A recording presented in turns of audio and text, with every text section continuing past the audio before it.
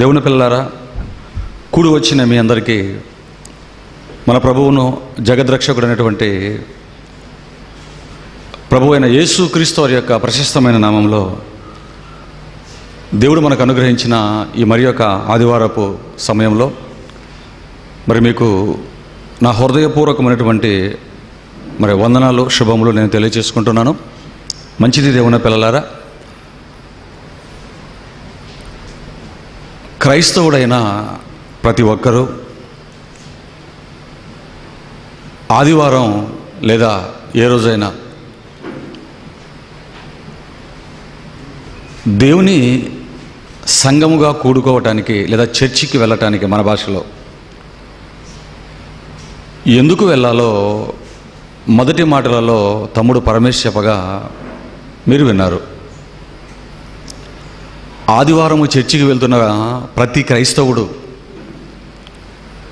ప్రతిరోజు స్కూల్కి వెళుతున్న స్టూడెంటు ఎలాగైతే నేర్చుకొని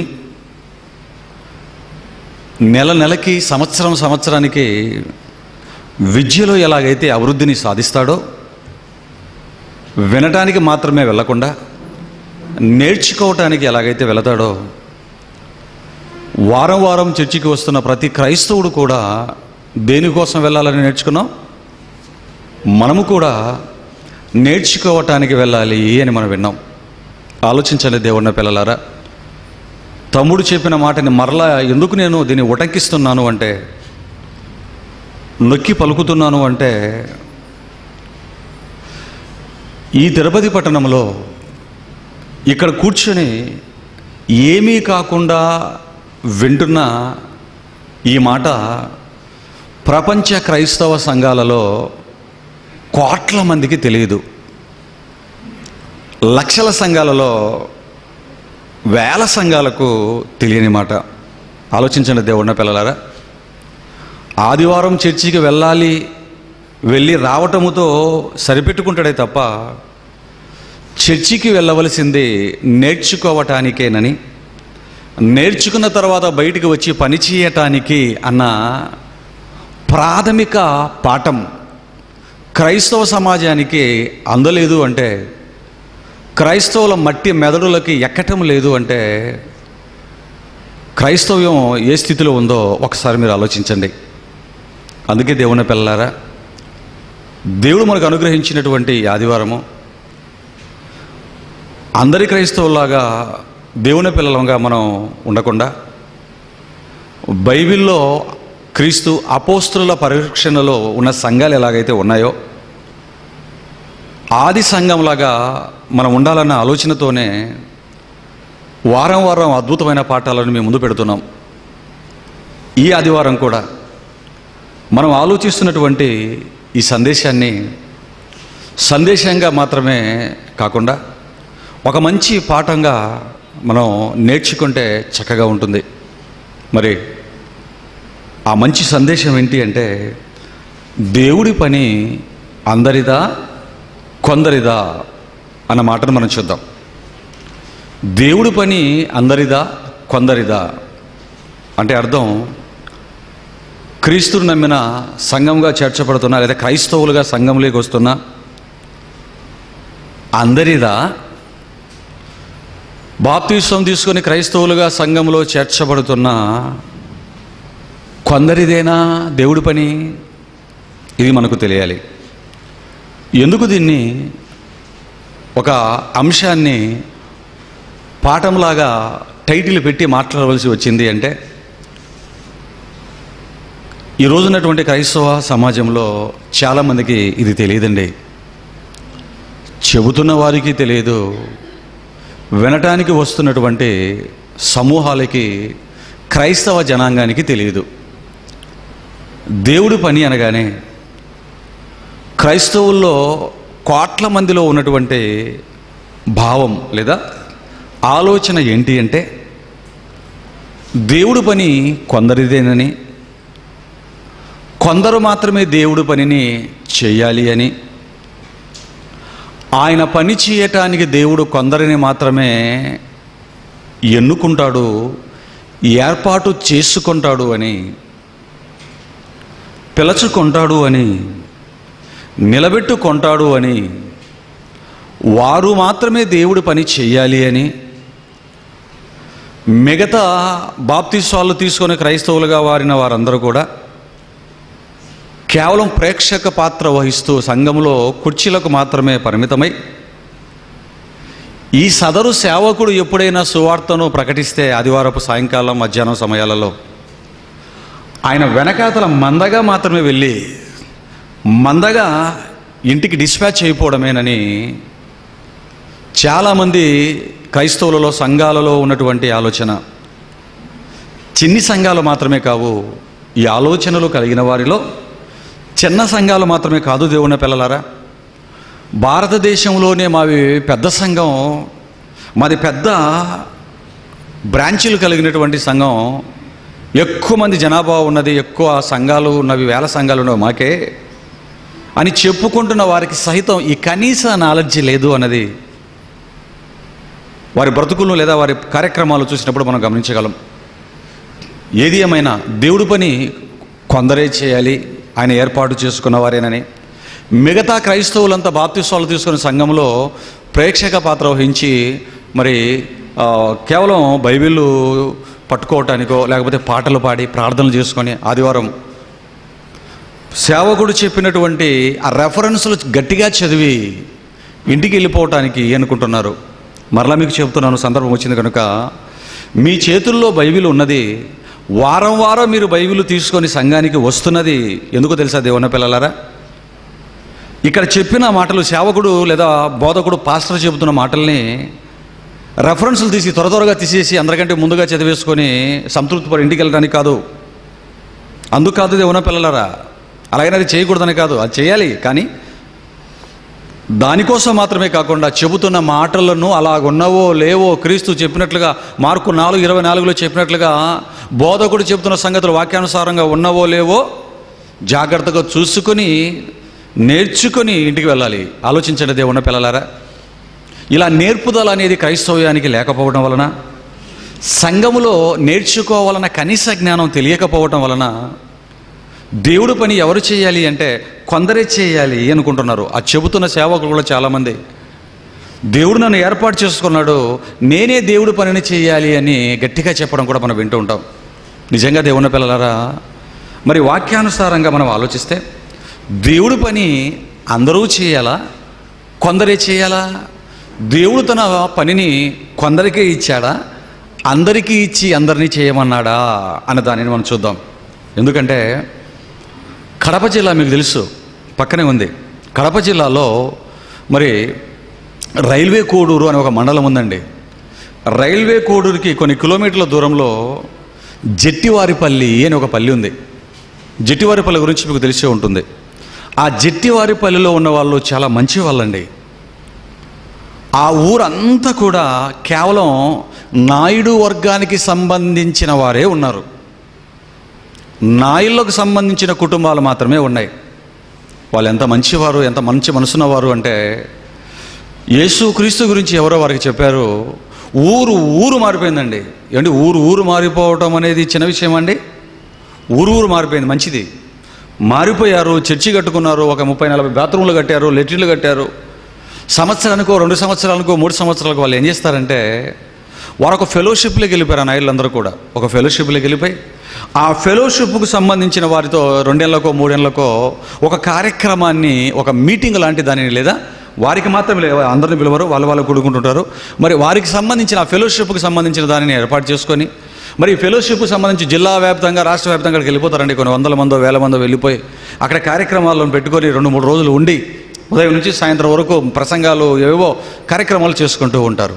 ఏమండి, ఇంతవరకు బాగానే ఉంది. కానీ అలా వాళ్ళు 1000 మంది కూడుకొని వాక్యాలు చెప్పుకుంటున్నప్పుడు ఆ ఫెలోషిప్లో ఉన్నటువంటి హెబ్రోన్ ఫెలోషిప్ అండి, మరలా ఏదో అనుకున్నారు మీరు, హెబ్రోన్ ఫెలోషిప్. ఆ ఫెలోషిప్లో ఉన్నటువంటి ఒక యవ్వనస్తుడు ఏం చేశాడంటే, తన వంతు వచ్చినప్పుడు, వాక్యం చెప్పే వంతు వచ్చినప్పుడు ఆయన మాట్లాడుతూ, యవ్వన బిడ్డ, మరి దేవుడి పని అనేది కొందరిదే కాదండి, కొందరే కాదు దేవుడి పని చేయవలసింది, దేవుడి పని అందరిది.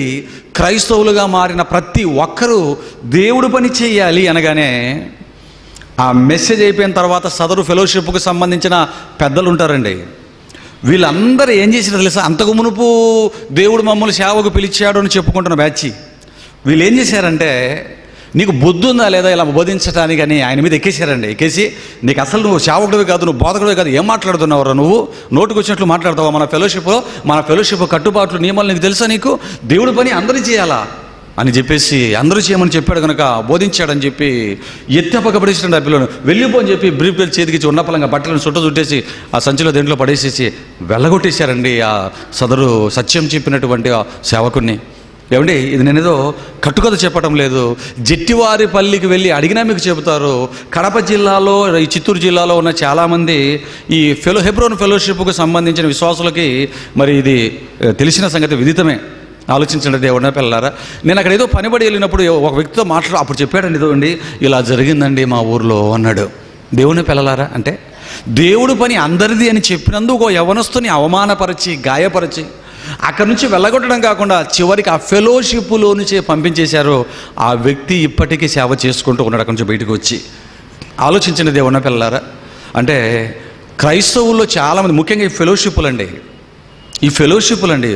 మరి ఈ ఫెలోషిప్లు ముఖ్యంగా వాళ్ళు ఏం చెప్తున్నారు, వారి బోధ ఏంటి అంటే, దరిద్రంగా వాళ్ళు చెప్పే మాట ఏంటంటే, దేవుని సేవ కొందరిదే, దేవుడి పని కొందరే చేయాలి, అందరూ చేయకూడదు అని చెప్తున్నాడు. నీకెవడు చెప్పాడు రా అని అడిగితే, మా అయ్యగారు చెప్పాడు అంటాడు. కోపంతో మాట్లాడుతున్న మాట ఇది. ఆలోచించిన దేవుని పిల్లలారా, మీ అయ్యగారు చెప్పింది చూసుకున్నావు తప్ప బైబిల్లో మీ అయ్యగారికి దేవుడు ఏం చెప్పాడో వీడు చూసుకోడండి. ఒక సేవకుని అంత అవమానపరిచారంటే వీళ్ళు మనుషులా పశువులా? మీరు ఆలోచించండి దేవుని పిల్లలారా.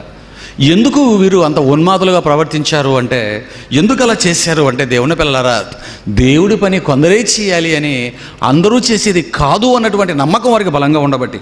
మంచిది మనం కూడా ఆలోచిద్దాం దేవుని పిల్లలారా. దేవుడి పని కొందరే చేయాలా, అందరూ చేయకూడదా? ఇందుకు దేనిని బట్టి వీరు ఇలా బోధిస్తున్నారు? దేనిని బట్టి వారి ఫెలోషిప్లో ఈ బోధన చేపట్టుకుని ఉంటున్నారు అంటే, వారిని ఒకవేళ ప్రశ్నిస్తే వారు చెప్పే మాటలు ఏవో తెలుసా దేవుని పిల్లలారా? బైబిల్లో ఉన్న చాలా వచనాలు వాళ్ళు చూపిస్తారు. మంచిది. మరి నేను మామూలుగా చెప్తే మీరు ఏదో గిట్టక చెబుతున్నారు అనుకుంటారు కనుక వాళ్ళు ఏ వచనాలు చెబుతున్నారో వాటిని చూద్దాం. ఎందుకంటే దీనినే లేఖనాల పరిశోధన. ఒక అంశాన్ని లేదా ఒక సంగతిని కళ్ళ ముందు పెట్టుకొని దానికి సంబంధించి 66 పుస్తకాల్లో ఏం చెప్పాడో చూసుకోవటాన్నే లేఖనాల పరిశోధన అంటారు. చూడండి దేవుని పిల్లలారా, మరి ఆలోచిద్దామని. ఎందుకంటే ఇప్పటికే చాలా తప్పులు జరిగిపోయాయి ఈ సంఘంలో. చాలామంది దేవుడి పని అంటే ఆసక్తి ఉన్న వారిని వాక్యము చెప్పాలన్నటువంటి ఒక గొప్ప ఆశ పెట్టుకొని ధ్యేయంగా పెట్టుకున్న వారి ధ్యేయాలని నాశనము చేసి కేవలం ఆదివారపు అలవాటు క్రైస్తవులుగా మార్చిన ఘనత ఈ ఫెలోషిప్లకు దక్కింది. అందుకే దేవుని పిల్లలారా, అసలు వారు దేనిని బట్టి ఇలా చెప్పారో మనం ఆలోచిస్తే, ఎందుకంటే ఈ మెసేజ్తో, సందేశంతో మీలో కూడా ఒక మంచి స్పష్టత రావాలి, ఉన్న అపోహలు తొలగిపోవాలి, ఈ మాటలు మాట్లాడుతున్న ప్రతి వాడి నోర్లు మోయించగలగాలి. మరి దేనిని బట్టి వీరు దేవుడి పని కొందరే అని చెబుతారు అంటే, ఏమండి, దేవుడి పనిని ప్రారంభించటం అనేది పాత నిబంధనలోనే స్టార్ట్ అయిందండి. పాత నిబంధనలోనే దేవుడు వారికి ఒక మందసాన్ని ఇవ్వటం, మందిర పనిని అప్పగించటం, సేవ అనే దానిని ఏర్పాటు చేయటం, తాను ఏర్పాటు చేసిన సేవకు కొందరిని ఏర్పాటు చేసుకోవటం, ఈ మూలాలన్నీ కూడా మనకు పాత నిబంధనలోనే కనబడతాయి. మరి ప్రారంభం నుంచి వెళ్ళి 66 పుస్తకాలను ఆదికాండం నుంచి ప్రకటన వరకు మనం పరిశీలించగలిగితే, ఎందుకంటే ఏ అంశం గురించి అయినా ఒక పుస్తకంలోనో ఒక చోటనో చదివి మనం ఒక నిర్ణయానికి రాకూడదు. 66 పుస్తకాలు చదివి ఒక నిర్ణయానికి రావాలి. మరి పాత నిబంధనను మనం ఆలోచించినప్పుడు, ఇలా చెబుతున్న వారికి బేస్ ఏంటో పాత నిబంధనను మనం ఆలోచించినప్పుడు, ఏమండి, పాత నిబంధనలో దేవుడు మందసపు పనికి, మందిరపు పనికి ఎవరిని నియమించాడు అని మనం ఆలోచిస్తేనండి, ఇశ్రాయేలు 12 గోత్రాల వారిని దేవుడు ఏర్పాటు చేసుకొని కొద్ది కాలం మాత్రమే ప్రపంచానికి ఒక పాఠం నేర్పటానికి వారిని ఏర్పాటు చేసుకున్నాడు. కొద్ది కాలం ఇశ్రాయేలు 12 గోత్రాల వారిని తీసుకొని వస్తున్నాడు. ఈ 12 గోత్రాల వారిలో మందిరానికి సంబంధించిన పనిని అందరికీ ఇచ్చాడా, కొందరికే ఇచ్చాడా? 12 గోత్రాలలో 11 గోత్రాలను వాళ్ళ పక్కన పెట్టాడు. ఒకే ఒక గోత్రానికి మందిర పనిని చేయడానికి ఎన్నుకున్నాడు. ఆ గోత్రం ఏంటో చెప్పగలరా మీరు? వెరీ గుడ్, లేవి గోత్రం. లేవి గోత్రాన్ని దేవుడు ఏర్పాటు చేసుకున్నాడు. లేవి గోత్రాన్ని మందిర పని కోసం, తన సేవక పని కోసం, మందిర ప్రతిష్ట, మరి మందిర పని కోసం, ఆ కార్యక్రమాలు జరిపించడం కోసం 12 గోత్రాలలో ఒక గోత్రమైన లేవి గోత్రాన్ని దేవుడు ఏర్పాటు చేసుకున్నాడు. మందిరపు పనినంతటినీ లేవీయులకు ఇచ్చాడు. గిన్నెలను ఎవరు శుభ్రపరచాలో, మందిరాన్ని ఎవరు క్లీన్గా ఉంచుకోవాలో, తెరల పని ఎవరు చూసుకోవాలో, ఆ తాళ్ళను దారాలను ఎవరు కట్టాలో, బలులు ఎవరు ఇవ్వాలో, ఆ ఇచ్చిన బలులను ఎక్కడికెక్కడ ఏర్పాటు చేయటం అనేది, విభజించడం అనేది ఎవరు చేయాలో, వచ్చిన వారిని మరి తెస్తున్న అర్పణలు ఎవరు స్వీకరించాలో, ఇవన్నీ కూడా మందిరానికి సంబంధించిన పనులు లేవీ గోత్రికులను ఏర్పాటు చేసుకొని లేవీ గోత్రానికి మాత్రమే ఇచ్చాడు. ఇకపోతే దేవుని పిల్లలారా, లేవీ గోత్రానికి ఇచ్చిన తర్వాత ఎవరెవరి వంశాన్ని ఎటుపక్క ఏ వైపు ఉండాలో, ఎవరెవరు ఏ పనులు చేయాలో వంశాన్ని బట్టి కూడా దేవుడు ఇచ్చినట్లుగా మనం బైబిల్లో చూడగలం. ఇకపోతే మరి ముఖ్యమైనది, అతి ప్రాముఖ్యమైన పని అదే, మందిరములో మందసం ఉన్నటువంటి పరిశుద్ధ స్థలం, అతి పరిశుద్ధ స్థలంలోకి ప్రవేశించి మందిరం లోపల పనిచేసే ఆ బరువైనటువంటి ప్రాముఖ్యమైన పనిని మాత్రం లేవీ గోత్రంలో అందరికీ దేవుడు ఇవ్వకుండా ఒకే ఒక వ్యక్తిని ఏర్పాటు చేసుకొని, ఆ వ్యక్తి గర్భవాసం నుంచి వచ్చిన కుటుంబాలకే, ఆ వంశ వారసులకే యాజక ధర్మాన్ని, ప్రధాన యాజకత్వాన్ని ఇచ్చినట్లుగా మనం చూడగలం. ఇంతకు ఎవరిని దేవుడు ఏర్పాటు చేసుకున్నాడు, యాజకత్వాన్ని ఏ కుటుంబానికి అంకితం చేశాడు, ఏ వ్యక్తి బిడ్డలకి ఇచ్చాడని మన బైబిల్లో ఆలోచిస్తే, మోషే గారు కూడా ఇవ్వలేదు. మోషే గారికి మహాప్రవక్తగా పెట్టాడు. మోషే గారి అన్నగారైన అహరోను గారిని లేవీ గోత్రంలో నుంచి యాజక ధర్మము జరిగించటానికి ప్రత్యేకపరచుకొని, ఆయన గర్భవాసం నుంచి వచ్చిన పిల్లలను యాజకులుగా, ప్రధాన యాజకులుగా కొనసాగాలి అని ఒక కట్టడను ఇశ్రాయేలీలకు ఏర్పరిచాడు. అంటే ఇశ్రాయేలీల్లో 12 గోత్రాల్లో లేవీ గోత్రంలో అహరోనును మాత్రమే ఏర్పాటు చేసుకున్నాడు యాజక ధర్మం తన మందిరంలో జరిగించటానికి. ఆయన కోసమే తల మీద ఇదంటాడు, ఇకపోతే ఒంటికి బట్టలు అంటాడు. ఆ బట్టలు ఎలాగుండాలో చెప్పాడు. ఒకటి కాదు, రెండు కాదు, అనేకమైన సంగతులు మనకు కనపడతాయి దేవుని పిల్లలారా. ఇక అహరోను కుమారులు అయినటువంటి వారు తప్ప యాజకత్వం జరిగించడానికి ఎవరికి ముందుకు వచ్చినా వారి పని అయిపోతుందండి. ఆ కట్టడను మరి దాటడానికి కుదరదండి. ఆలోచించండి దేవుని పిల్లలారా. మరి ఆ చేస్తున్న పనిని కూడా ఒళ్ళు దగ్గర పెట్టుకుని పరిశుద్ధంగా చేయాలి.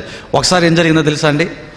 దేవుడు ఎవరికైతే పనిచ్చాడో వారు కాకుండా ఎవరు చేసినా వాళ్ళు పోయేవాళ్ళు, చచ్చిపోయేవాళ్ళు, చంపేసేవాడు. అలా కాకుండా ఆ పని అప్పగించిన వారు అప్రమత్తంగా చేసిన, ఎక్స్ట్రాలు ప్రవర్తనలు జరిగించిన, ఓవరాక్షన్ చేసిన వారిని కూడా చంపేవాడు. మరి అలాంటి సంఘటన కూడా బైబిల్లో జరిగిందండి. అహరోను కుమారులను సహితం దేవుడు అగ్నితో మరి చంపేసినట్లుగా కూడా బైబిల్లో మనం చూడగలం. మరి లేవీ కాండం చూడండి, 10వ అధ్యాయం. మర్చికొక మాట చూసుకొని ముందుకు వెళ్దాం. లేవీ కాండం 10వ అధ్యాయం 1వ వచనాన్ని మీరు చూడగలిగితే, అక్కడ అహరోను కుమారులను అగ్ని కాల్చివేసినట్లుగా మనం చూడగలం. అహరోను కుమారులైన నాదాబు, అబీహులు వారెవరంటే, దేవుడు పనిచ్చినప్పుడు ఆ పనిని సరిగ్గా చేయకపోవడం వలన దేవుడి సన్నిధిలో ఆయన కోపానికి బలైపోయి మరణించిన వారు ఎవరు అంటే ఇక్కడ పేర్లు చెబుతున్నాడు. అహరోను కుమారుడైన నాదాబు, ఆ తర్వాత అబీహు తమ తమ ధూపార్తులను తీసుకొని వాటిలో నిప్పులుంచి వాటి మీద ధూపద్రవ్యములను వేసి యెహోవా తమకు ఆజ్ఞాపించిన దాని ప్రకారము చేయకుండా యెహోవా తమకు ఆజ్ఞాపింపని వేరొక అగ్నిని ఆయన సన్నిధికి తేగా. వీరేం చేశారండి? దేవుడు ఏ అగ్నిని అయితే చెప్పాడో ఆ అగ్నిని తీసుకొని రాకుండా, ఇది వింటున్నప్పుడు మీరు ఈ దేవుడు ఈ అగ్నిని ఎందుకు చెప్పాడు, ఆ అగ్ని ఎందుకు చెప్పాడు? ఎందుకంటే కొందరు వాగుతున్నారు బైబిల్ తెలియక, పాపం పాత నిబంధనకు కొత్త నిబంధనకు ఉన్నటువంటి భావాలు, అర్థాలు తెలియక పాత నిబంధనలో మాటలు తీసుకొని మరి దేవుడు చంపుతాడండి వాళ్ళ దేవుడు అని చాలామంది పాపం అర్ధరహితంగా మాట్లాడుతున్నారు. అర్థం కాక వారిని చూసి జాలిపడడం తప్ప మనం ఏం చేయలేం. మరి ఇక్కడ దేవుడు ఎందుకు చెబుతున్నాడు అంటే, పాత నిబంధనలో శరీరానికి సంబంధించిన క్రమశిక్షణని నేర్పుతున్నాడు, అర్చనారాధనలను అలవాటు చేస్తున్నాడు, అసలు సిసలైనది చేయటానికి, సువార్త ప్రకటింప చేయటానికి. మనం కూడా చిన్నప్పుడు పిల్లలకి ఏం చెప్తాం? డైరెక్ట్గా ఒరే పెద్ద బుక్ తీసుకో, నువ్వు పెద్ద బుక్ క్యాల్కులేటర్ ఆపరేట్ చేసుకో, లేకపోతే కూడికలు తీసుకెళ్తా డైరెక్ట్ చేసేసి ఇదిగో పాఠాలు ఇవి అవి అని మనం వెంటనే పెద్ద పెద్ద బుక్కులు ఇస్తామండి, వాళ్ళతో డ్రాయింగ్లు వేయిస్తామండి, వాళ్ళతో మనం మరి ల్యాబ్లో ప్రాక్టికల్ చేస్తామని చెప్పండి దేవుడిన పిల్లలారా? కాదు కదా. మొదట పలకం ఇస్తాం, బలపం ఇస్తాం, రాయమని చెబుతాం. చాలా వారికి ప్రాథమిక పాఠాలు, ఇవి కూడా ప్రాథమిక పాఠాలు. అందుకే దేవుడు ఆ ప్రాథమిక పాఠాలను చిన్న చిన్న వాటిని ఇచ్చినప్పుడు ఆ చిన్ని వాటిని కూడా చెయ్యనందుకు కోపపడ్డాడండి దేవుడు. అందుకే యెహోవా చెప్పిన అగ్నిని తీసుకొని రాకుండా వేరొక అగ్ని తమ ధూపార్తులలో వేసుకొని వచ్చారండి. అలా వేసుకొని వచ్చినందుకు నాదాహు అబీహులను దేవుడు ఏం చేశాడో చూడండి. యెహోవా సన్నిధి నుండి అగ్ని బయలుదేరి వారిని కాల్చివేశను. దేవుడు తన ఆజ్ఞల విషయంలో కాంప్రమైజ్ కాడు. అంటే చెప్పినది కాకుండా ఏర్పాటు చేయబడిన వారు, సేవ కోసం ప్రతిష్ఠింపబడిన వారు, అహరోను కుమారులు కూడా వద్దన్నది చేసినందుకు శిక్షను అనుభవించినట్లుగా మనం అక్కడ చూడగలం. ఆలోచించండి దేవుని పిల్లారా. మరి ఇదే కాదు, మరి ఒక సందర్భాన్ని దావీదు కాలానికి వెళ్ళి మనం ఆలోచించినట్లయితే వద్దన్నది చేసినా చంపుతున్నాడు. వద్దన్న వారు తమకు సంబంధం లేని వాటిల్లో వేలు పెట్టిన వారిని కూడా దేవుడు విడిచిపెట్టడం లేదు. మరి మీకు తెలిసిన సందర్భమే చాలామందికి మరి ఉజ్జా మరణం గురించి. దావీదు గారు దేవుని మందసాన్ని తీసుకొని యెరూషలేము పట్టణానికి తీసుకొని వస్తున్నప్పుడు ఆ ఎడ్ల బండి మీద దేవుని మందసాన్ని పెట్టుకుని తీసుకొని వస్తున్న సందర్భంలో ఏం జరిగిందో చాలామంది క్రైస్తవులకు తెలుసు. దినవృత్తాంతాల మొదటి గ్రంథం 13వ అధ్యాయం 9, 10, 11 వచనాలలో రాయబడిన మాటలను ఒకసారి చూద్దాం. దినవృత్తాంతాల మొదటి గ్రంథం 13వ అధ్యాయం 9, 10, 11 వచనాలను దయచేసి మీ బైబిల్ విప్పి మీరు చూడగలిగితే అక్కడ ఏం చెప్తారో చూడండి. దినవృత్తాంతాలు మొదటి గ్రంథం 13వ అధ్యాయం 9, 10, 11 వచనాలు చూడండి దేవుని పిల్లలారా.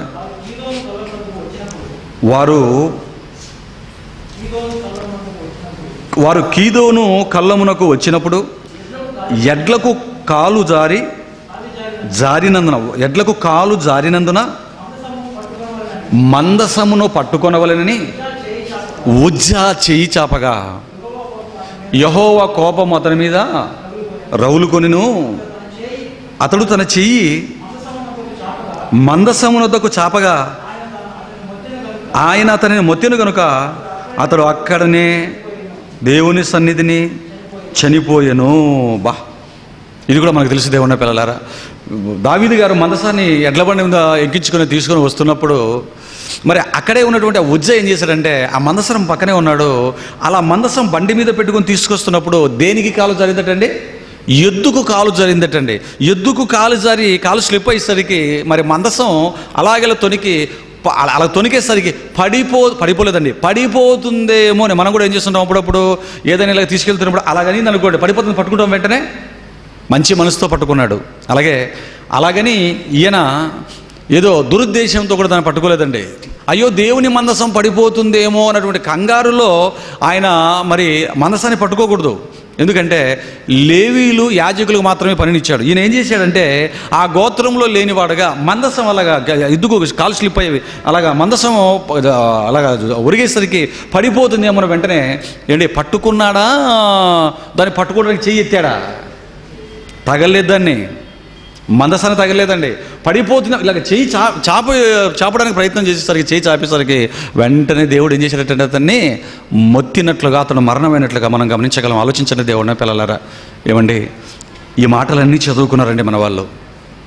దేవుడి పని అందరిది కాదు, కొందరే చేయాలి అని ఎవరైతే బోధిస్తారో వారు క్రైస్తవులకు చూపించే మాట ఏంటంటే దేవుడు సేవ చేయాలనేటువంటి ఆసక్తి కలిగిన వారికి వారు చూపించే మాటలు రెఫరెన్స్ లేవంటే ఇవే చూపుతారు.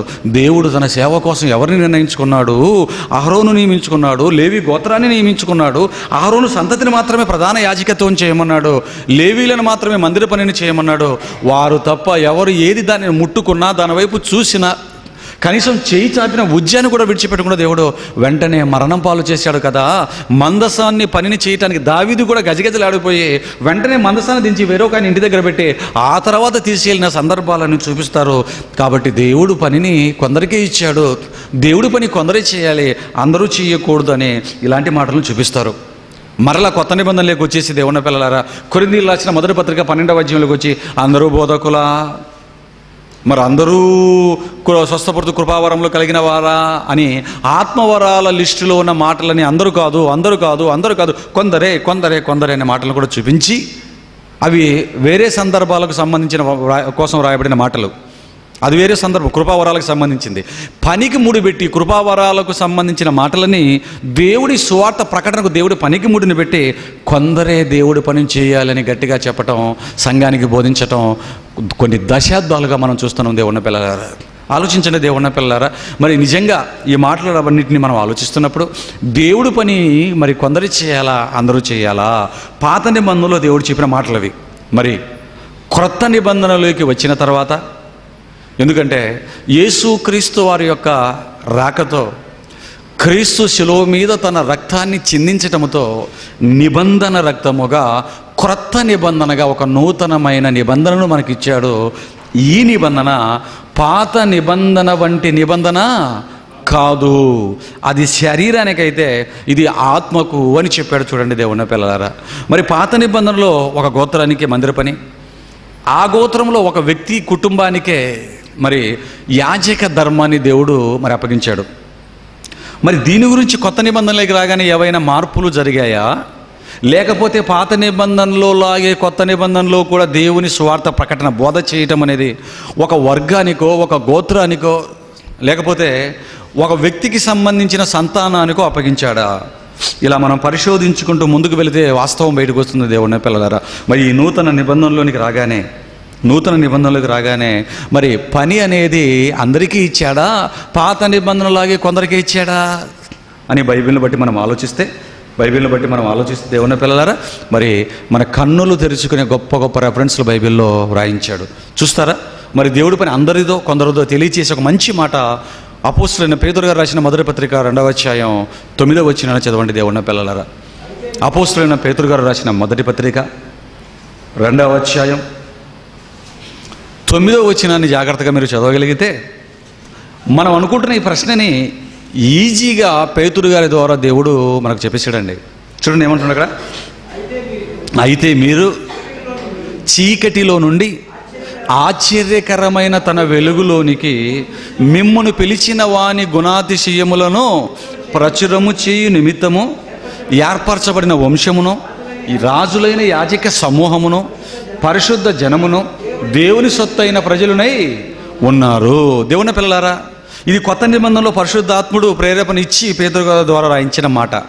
ఈ మాట రాసేటప్పటికి యేసుక్రీస్తు వారు రక్తాన్ని చిందించాడు, పేతురు గారు సంఘాన్ని ప్రారంభించేశాడు. వేల కొలదిగా, లక్షల కొలదిగా భూమి మీద అంతా కూడా మరి సంఘం అనేది విస్తరిస్తూ ఉందండి. ఆ కాలంలో పేతురు గారు సంఘానికి, సమాజానికి పత్రిక రాస్తూ ఆయన ఏమని చెబుతున్నాడు అంటే, అయితే మీరు చీకటిలో నుండి ఆశ్చర్యకరమైన తన వెలుగులోనికి మిమ్మల్ని పిలిచిన వాని గుణాతిశయములను ప్రచురము చేయ నిమిత్తము అన్నాడు. దేవుని పిల్లలారా, ఈ మాటను జాగ్రత్తగా మనం విభజించుకుంటూ పరిశోధించుకుంటూ ముందుకు వెళ్ళిపోతే, ఈ మాటను జాగ్రత్తగా విభజించగలిగితే, అయితే మీరు అన్నాడు. అయితే మీరు అంటే ఎవరు? ఎవరికి పత్రిక రాస్తున్నాడు? యేసుక్రీస్తు వారిలోనికి బాప్తిస్మము తీసుకొని క్రీస్తును ధరించుకొని సంఘములోకి చేర్చబడిన ప్రతి క్రైస్తవుడు గురించి మాట్లాడుతున్నాడు. కేవలం బోధకుల గురించి కాదు ఇది కేవలం ఏదో పరిచారకుల గురించి కాదు దేవుని పిల్లలారా.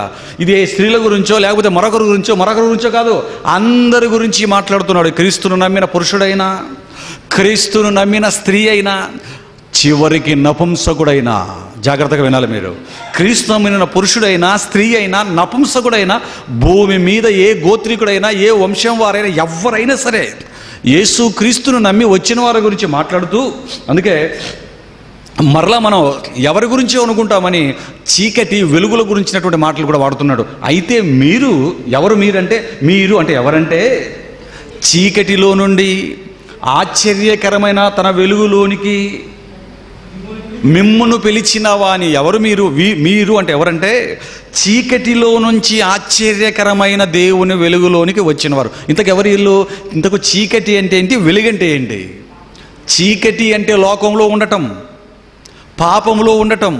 వెలుగులోనికి రావటం అంటే లోకాన్ని, పాపాన్ని విడిచిపెట్టి యేసు క్రీస్తును నమ్ముకొని బాప్తిస్మం తీసుకొని దేవునిలోనికి రావటమే వెలుగులోనికి రావటం, క్రీస్తులోకి రావటమే వెలుగులోనికి రావటం అన్నాడు. అయితే మీరు చీకటిలో నుంచి ఆశ్చర్యకరమైన తన వెలుగులోనికి మిమ్మును పిలిచిన వాని గుణాతిశయములను ప్రచురించు నిమిత్తం అన్నాడంటే, ఇలా లోకములో నుంచి క్రీస్తులోకి వచ్చిన వారు ఎందుకు రావాలో, ఎందుకు దేవుడు మనల్ని చీకటిలో నుంచి ఆశ్చర్యకరమైన తన వెలుగులోనికి తన కుమారుడైన క్రీస్తు ద్వారా పిలిచాడో చెబుతున్నాడు. ఎక్కడి నుంచి పిలిచాడో చెబుతున్నాడు, ఎక్కడికి పిలిచాడో చెబుతున్నాడు. మరలా చెబుతున్నాను, ఎక్కడి నుంచి పిలిచాడో చెబుతున్నాడు. చీకట్లో లోకంలో నుంచి ఎక్కడికి పిలిచాడో చెబుతున్నాడు, వెలుగులోనికి, వాక్యంలోనికి చెబుతున్నాడు. అదే సందర్భంలో ఎందుకు పిలిచాడో, ఆ పిలిచిన దేవుడు మనకి ఏమిచ్చాడో కూడా అక్కడ చెప్తున్నాడు. ఏమంటున్నాడు? అయితే మీరు చీకటిలో నుంచి ఆశ్చర్యకరమైన తన వెలుగులోనికి మిమ్మును పిలిచినవని. ఎందుకు పిలిచానో తెలుసా? మిమ్మును పిలిచిన వాని గుణాతిశయములను ప్రచురము చేయు నిమిత్తము. అంటే దేవుని పిల్లరా, దేవుడి పని అందరిది అంటున్నాడు, కొందరిది అంటున్నాడు. ఇక్కడ ఎవరినైతే లోకంలో నుంచి తన కుమారుడైన క్రీస్తులోనికి, వెలుగులోనికి పిలుచుకున్నాడో, ఎవరినైతే పిలుచుకున్నాడో, ఎందుకు వారిని దేవుడు పిలుచుకున్నాడు అంటే, ఎందుకు దేవుడు వారిని రమ్మన్నాడు అంటే, వారికి ఒక పనినిచ్చానంటున్నాడు. ఏంటా పని అంటే, తన్ను పిలిచిన వాని గుణాతిశయములను ప్రచురము చేయు నిమిత్తము అన్నాడు. చూడండి దేవుడిన పిల్లలారా, తన్ను పిలిచిన వాని గుణాతిశయములను ప్రచురం చేయడం అంటే కన్న తండ్రి అయిన దేవుడి గురించి ఆయన గుణాతిశయాలని ప్రపంచానికి ప్రచురించటానికి మనల్ని పిలిచాడు. చూడండి, అంటే సమాజానికి ప్రచురము చేయాలి దేవుని యొక్క గుణాతిశయాలను, సమాజానికి అర్థం చేయించాలి, ప్రకటించాలి అంటున్నాడు. చూడండి దేవుని పిల్లలారా, అంటే పనిని అందరికీ ఉందంటున్నాడు, కొందరికి అంటున్నాడా? అందరూ పని చేయాలి అంటున్నాడు. చీకట్లో నుంచి ఆశ్చర్యకరమైన తన వెలుగులోకి మిమ్మల్ని పిలిచిన వాని గుణాతిశయములను మీలో ఏర్పాటు చేసుకున్న, నేను నియమించిన ఒక వర్గమే చేయాలి, ఒక కుటుంబానికి సంబంధించిన వారే చేయాలి, ఒక జాతికి సంబంధించిన వారే చేయాలి, ఒక గోత్రానికి సంబంధించిన వారే చేయాలి. ఏమైనా విభజిస్తున్నాడా? అందరికీ పనిస్తున్నాడా? క్రీస్తులోనికి వచ్చిన ప్రతి ఒక్క, లోకంలో నుంచి క్రీస్తులోనికి వచ్చిన ప్రతి ఒక్కరూ దేవుని గుణాతిశయములను ప్రచురించాలి. నువ్వు స్త్రీవైనా పురుషుడవైనా ఎవ్వరివైనా. ఆ తర్వాత ఇంకేమన్నాడు చూడండి, ఏర్పరచబడిన వంశం. ఏర్పరచబడిన వంశంగా ఒకప్పుడు పాత నిబంధనలో ఎవరిని చూడగలం? ఏమండి? ఇశ్రాయేలుని చూడగలం, ఇశ్రాయేలు గోత్రాలను చూడగలం, ఇశ్రాయేలు యాకోబు వంశాన్ని చూడగలం, దావీదును చూడగలం, దావీదు వంశాన్ని చూడగలం. ఏమండి? ఇశ్రాయేలీలో ఒక వంశానికే, ఒక గోత్రానికి యాజక ధర్మాన్ని ఇచ్చాడు. ఇశ్రాయేలీలలో ఒక గోత్రానికి ఇదిగో రాజులయ్యే అవకాశం ఇచ్చాడు. దావీదు గోత్రాన్ని, దావీదు అంటే ఆ యూదా గోత్రాన్ని ఎన్నుకున్నాడు. యూదా గోత్రంలోంచి మహానుభావులను రాజులుగా తీసుకొని వచ్చాడు. మీరు ఆలోచించండి, ఒక గోత్రాన్ని రాజులుగా పరిపాలించడానికి ఏర్పాటు చేసుకుంటే మరికొందరిని, మరొక గోత్రాన్ని యాజకులుగా, లేవీయులుగా మందిర పనిని చేయటానికి నియమించాడు. రాజుల పని రాజులకు ఇచ్చాడు, యాజకులకు పని యాజకులకు ఇచ్చాడు, లేవీయుల పని లేవీయులకు ఇచ్చాడు. మీరు ఆలోచించండి దేవుడిన పిల్లలారా. కానీ ఇక్కడ రాగానే ఏమంటున్నాడు? ఇప్పుడు పాత నిబంధనలాగా లేదు నాయన, కొత్త నిబంధనలో అన్నాడు. అక్కడ పని కొందరిదే అన్నాడు, ఇక్కడికి రాగానే కొందరిది అంటున్నా, అందరిది అంటున్నాడా? కొత్త నిబంధనలోకి రాగానే పని అందరిది. క్రీస్తులోనికి బాప్తిసం పొందిన మీరు 3:27 తెలుసు కదా, గలతీయులకు రాసిన పత్రిక. స్త్రీ అని లేదు, పురుషులు లేదు, దాసులను లేదు, స్వతంత్రం లేదు, యూదులను లేదు, గ్రీసు దేశస్థులను లేదు, ఇక వంశం లేదు, కుటుంబం లేదు, వ్యక్తి లేదు, ఏది లేదు, ప్రాంతం లేదు, వర్గం లేదు, అందరూ పని చేయాలి. ఎంత చక్కటి మాటలు చెబుతున్నాడు చూడండి దేవుని పిల్లలారా. మిమ్మల్ని పిలిచిన వాని గుణాతిశయంలో ప్రచురించే నిమిత్తము ఏర్పరచబడిన వంశం. ఇప్పుడు ఇశ్రాయేలు గోత్రులాగా పాత నిబంధనల మాదిరి ఒక గోత్రం, ఒక వంశం, 2 వంశాలు కాదు. నన్ను నమ్ముకున్న ప్రతి ఒక్కరూ నన్ను గురించి ప్రకటించవలసిన బాధ్యత కలిగిన వంశం. మీరందరూ ఏర్పాటు చేయబడిన వారే. ఏర్పరచబడిన వంశమును, రాజులైన యాజక సమూహం. ఈ మాటలను జాగ్రత్తగా మనం విడగొట్టాలి దేవుని పిల్లలారా. ఏమంటే ఇక్కడ యాజకులు, రాజులని ఒక పదాన్ని ఉపయోగించడం లేదు, 2 పదాలను ఉపయోగించాడు. 2 వర్గాలను ఒకటిగా కలుపుతున్నాడు. చూడండి, రాజులైన యాజక సమూహం అంటే ఇందులో 2 కనబడుతున్నాయి. ఒకటి రాజులు, రాజరికం. రెండోది ఏం కనబడుతుంది? యాజకత్వం. ఒకటి రాజరికం కనబడుతుంది, 2 యాజకత్వం కనబడుతుంది. చూడండి దేవుని పిల్లరా, పాత నిబంధనలో రాజరికాన్ని ఎవరికి ఇచ్చాడు? దేవుడు కొందరికే ఇచ్చాడు. ఇదిగో దావీదుకి ఇచ్చాడు యూదా గోత్రంలో, నైనా నీ తర్వాత నీ కుమారుడు ఇదిగో ఆకాశం భూమి ఉన్నంత వరకు ఇదిగో నీ వంశంలో నుంచి వచ్చిన వాడు ఈ రాజ్యాన్ని మరి పరిపాలించకుండా ఉండక మానడు. అది దావీదుకి ఇచ్చాడు. ఇక లేవీయులకు ఏమిచ్చాడు? యాజక ధర్మాన్ని ఇచ్చాడు. చూడండి, అది పాత నిబంధనలో. క్రొత్త నిబంధనలోకి వచ్చేసరికి ఏం చెప్తున్నాడు? రాజులైన యాజక సమూహం. ఇక యూదులు మాత్రమే రాజులుగా ఉండాలి, ఇకపోతే లేవీయులు మాత్రమే యాజక ధర్మాన్ని చేయాలనేది ఏమీ లేదు నాయన. నన్ను నమ్ముకున్న వారు, నా కుమారుణ్ణి ధరించుకున్న వారంతా, మీరంతా ఎవరో తెలుసు ఇప్పుడు, రాజులైన యాజక సమూహం. పాత నిబంధనలో రాజులకు ఇచ్చిన పని వేరు, పరిపాలన చేయాలి. యాజకులకు ఇచ్చిన పని వేరు, మందిర పనిని జరిగించాలి.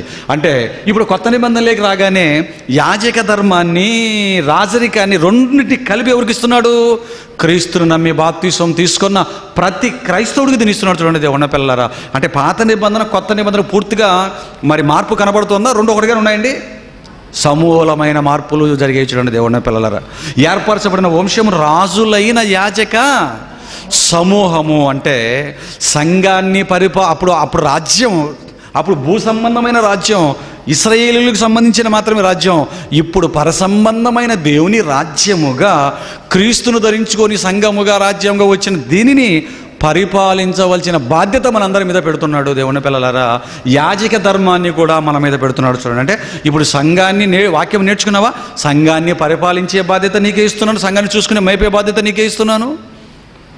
దేవుని కుమారుడుగా సంఘాన్ని కాసి మేపే బాధ్యత నీకు ఇస్తున్నాను, యాజక ధర్మాన్ని కూడా నీకే అనుగ్రహిస్తున్నాను అన్నాడు. చూడండి దేవుని పిల్లలారా, అంటే కొత్త నిబంధనలకు రాగానే రాజులైన యాజక సమూహముగా మనల్ని అందరినీ దేవుడు చేస్తున్నట్లుగా ఇక్కడ మనకు అర్థమవుతుంది. అంటే పాత నిబంధనలో యాజక ధర్మం కొందరికే ఇచ్చాడు, కొత్త నిబంధనలో యాజక ధర్మం ఎవరు చేయాలి? చీకటిలో నుంచి తన ఆశ్చర్యకరమైన తన క్రీస్తులోకి వచ్చిన ప్రతి ఒక్కరు ఏం చేయాలండి? క్రీస్తులోకి వచ్చిన ప్రతి ఒక్కరు ఎవరు చెప్పండి? రాజులు. క్రీస్తును నమ్ముకొని సంఘంలోకి వచ్చిన ప్రతి ఒక్కరు ఎవరు చెప్పండి? యాజకులు. ఆలోచించండి దేవుని పిల్లరా, మీరే రాజులు, మీరే పూజారులు. పాత నిబంధనలో వాళ్ళు రాజులు, వీళ్ళు పూజారులు అన్నాడు. ఇక్కడ రాగానే రాజులు మీరే, పూజారులు కూడా మీరే అంటున్నాడు. చూడండి దేవుని పిల్లలారా, రాజులైన యాజక సమూహమును, ఆ తర్వాత పరిశుద్ధ జనం మీరే, దేవుని సొత్తైన ప్రజలునై ఉన్నారు నాయన. మొత్తం మీ చేతికి ఇచ్చేస్తున్నాను, అందరూ పని చెయ్యండి, కొందరే కాదు అని చెప్తున్నాడు. చూడండి ఏమండి, ఆలోచించండి దేవుని పిల్లలారా. ఇంకా కొన్ని మాటలను బైబిల్లోకి వెళ్ళి మనం చూడగలిగితే అసలు ఇక్కడే తెగిపోయింది సమాధానం. ఈ వచనంలోనే మనకు వచ్చేసింది. ఇంకా దీనికి ఏదైనా ఎవరైనా ఒకవేళ ఒక్క భాషను చెబితే వారి నోర్లు మోయించడానికి దేవుడు మరికొన్ని మాటలు చెప్తున్నాడు. చూడండి దేవుని పిల్లలారా, కొరింథీయులకు రాసిన మొదటి పత్రిక 12వ అధ్యాయం, కొరింథీయులకు రాసిన మొదటి పత్రిక 12వ అధ్యాయం 12వ వచనం నుంచి 18వ వచనం వరకు ఉన్నటువంటి దేవుడి మాటలు మనం చదవగలిగితే అక్కడ మరికొన్ని సంగతులు దేవుడు మనతో చెప్తున్నాడు. చూడండి పిల్లలారా, కొరింథీయులకు రాసిన మొదటి పత్రిక 12వ అధ్యాయం 12వ వచనం నుంచి 18వ వచనం వరకు ఉన్న దేవుడి యొక్క మాటలను దయతో చూడండి. అక్కడ ఏం చెప్తున్నాడు చూడండి. ఇక్కడికి రాగానే శరీరం గురించి మాట్లాడుతున్నాడు. శరీరం గురించి మాట్లాడుతున్నాడు. ఏలాగు శరీరము ఏకమై ఉన్నను అనేకమైన అవయవములు కలిగి ఉన్నదో, ఏలాగు శరీరము యొక్క అవయవములన్నీ అనేకములై ఉన్నను ఒక్క శరీరమై ఉన్నవో అలాగే క్రీస్తు కూడా ఉన్నాడు అన్నాడు. చూడండి దేవుని పిల్లలారా, ఎంత చక్కటి మాటలు మాట్లాడుతున్నాడో చూడండి. ఏమండి, మనము శరీరాన్ని శరీరం అని మాట్లాడుతుంటాం.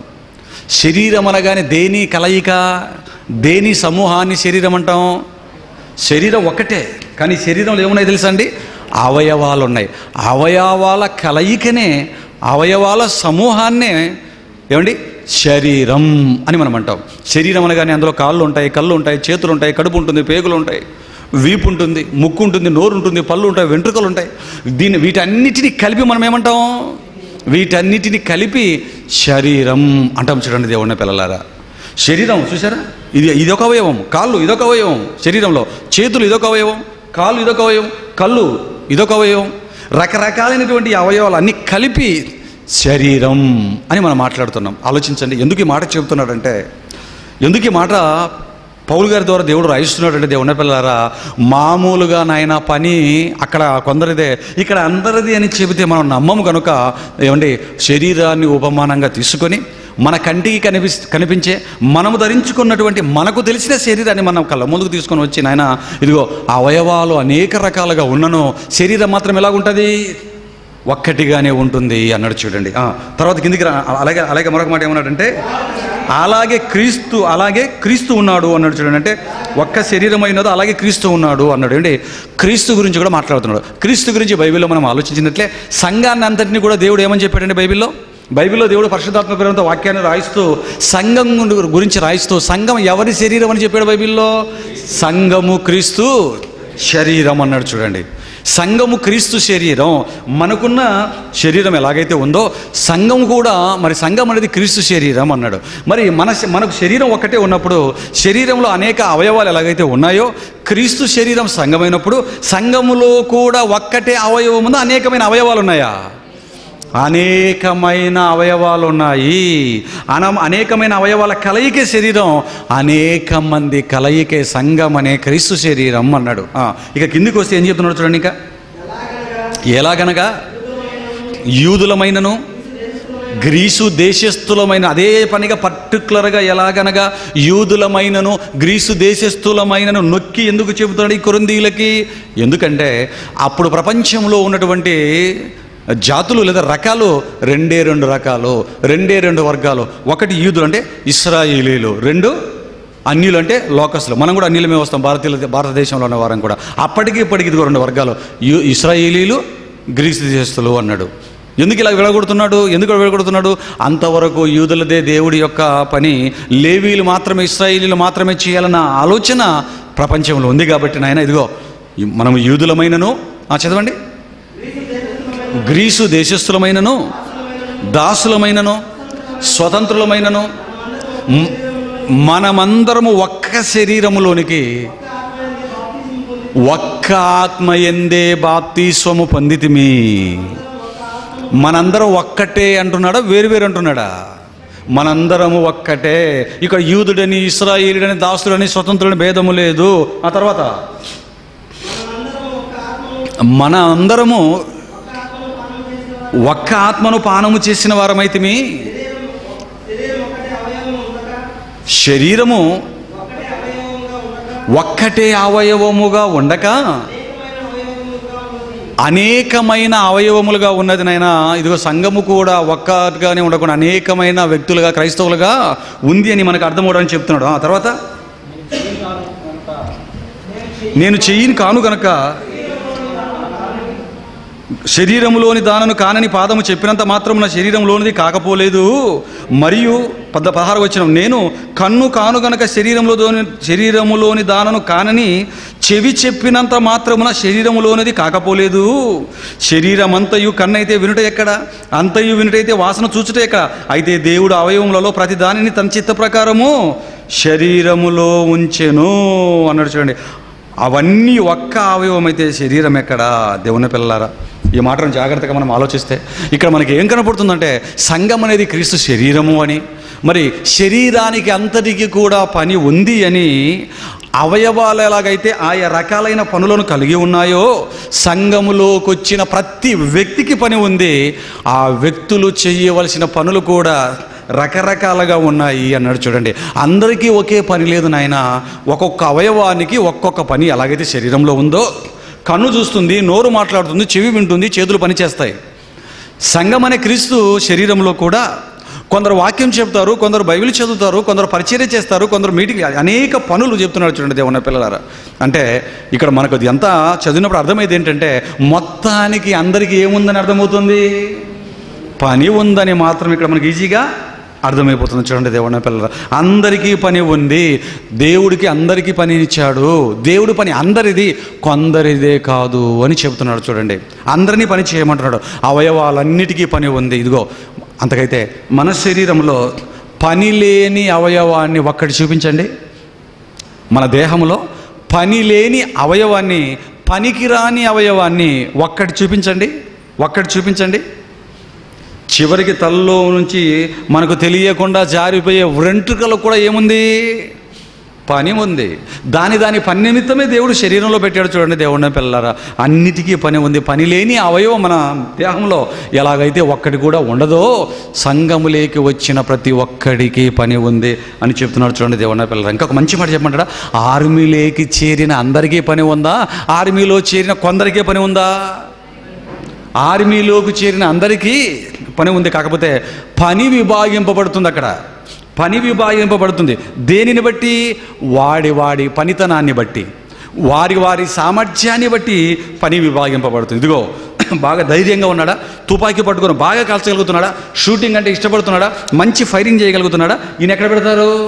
ఇదిగో వీడు బాగా తుపాకీ పట్టుకుంటున్నాడు, బాగా కాలుస్తున్నాడు, బాగా డ్రిల్ చేస్తున్నాడు, వీని చేతికి ఒక కర్ర ఇచ్చేసి చపాతీలు రుద్దటానికి వాడిని వంట రూమ్లో పడేయండి అంటామా? అలాగంటామండి? బాగా ఫైరింగ్ చేసేవాడిని ఎక్కడ పెడతాడు? తుపాకీ పట్టుకుని బాగా టక టక కాల్చేసి యుద్ధం దగ్గర పర్ర పరిగెడుతున్నాడు కూడా ముందుకి, వాడిని ఎక్కడ పెడతామండి? ముందుకెళ్ళేవాడిని వంట రూమ్లో చపాతీ కాల్చనే పెడతామా, యుద్ధరంగంలో మొదటి పంక్తిలో నుంచో పెడతామా? అబ్బా వీడు చాలా డేరింగ్గా ఉన్నాడు, కాల్చగలిగిన వాళ్ళందరినీ, చేయగలిగిన వాళ్ళందరినీ ఇదిగో వెళ్ళిపోండి నాయన సైన్యంలోకి పదని తీసుకెళ్ళిపోతారు. అందరికీ నేర్పిస్తారు ట్రైనింగు, అందరికీ ఫైరింగు, అందరికీ డ్రిల్, అన్నీ యూనిఫామ్ అందరికీ ఉంటాయి. కాకపోతే ఆర్మీలో చేరిన వారందరికీ ఫైరింగ్ వచ్చినా, అందరికీ డ్రెస్ వేసుకున్నా, అందరు చేసినా, కానీ ఆ అందరిలో కొన్ని పనుల్లో కొందరు నిపుణులుగా ఉంటారు. ఇప్పుడు వంటలో బాగా నిపుణత ఉందనుకోండి, వంటలో బాగా వాడికి ఇంట్రెస్ట్ ఉందనుకోండి, వాడిని తీసుకెళ్ళిపోయి ఎక్కడ పెడతాం? కత్తులు చేతికి ఇచ్చి ఆపరేషన్లు చేయరా అంటే వాడు చేస్తాడా? చేయడు. ఏదైతే కరెక్ట్గా చేస్తాడు వీడు? చపాతీలు అయితే బాగా చేస్తాడు, చక్కగా వంట అయితే చక్కగా వాడు మంచి టేస్ట్గా చేస్తాడు కాబట్టి వాడిని వంటలోకి పంపిస్తాం. అంతేనండి. అలాగే మరొకడు ఉంటాడు, వాడేం చేస్తాడు? బాగా కటింగ్ చేయడం వచ్చు వాడికి, ముందు కటింగ్ చేసుకుంటూ ఉండేవాడు, వాడు ఆర్మీలోకి వచ్చాడు, వీరికి ఏ పని అప్పగిస్తారు? పేపర్ కటింగ్ ఇస్తారా? అందరికి కటింగ్లు చేయమంటారా? అందరికీ కటింగ్లు చేస్తారు. ఆలోచించండి దేవుని పిల్లరా. డ్రైవింగ్ ఇష్టం బాగా నిపుణత ఉన్న డ్రైవింగ్లో పెడతారు. మెడిసిన్ చదువుకొని ఆర్మీలోకి వచ్చిన వాడిని ఏమో డాక్టర్గా పెడతారు. ఒకవేళ స్త్రీలు వచ్చారనుకోండి, అమ్మ మీరు వంట చేయండి, ఇదిగో అమ్మ మీరు వెళ్ళిపోయి నర్సింగ్ కూడా చేయండి తల్లి అని వాళ్ళను కూడా నర్సింగ్కి పంపిస్తారు దేవుని పిల్లలారా. కానీ అందరూ పని చేస్తారు, ఇది మర్చిపోకూడదు.